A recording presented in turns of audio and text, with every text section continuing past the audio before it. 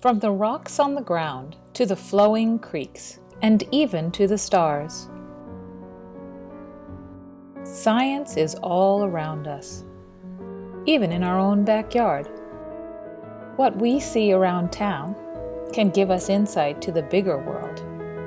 What we can view beyond the earth gives us insight to the rest of our universe.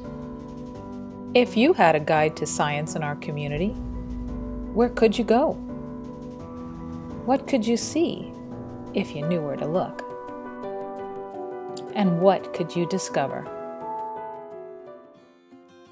Let Hands On Gainesville be your guide. Our Sci-Map connects you to sites in town. Just click on a pin. Our Hands-On Activities link provides things to do for each site.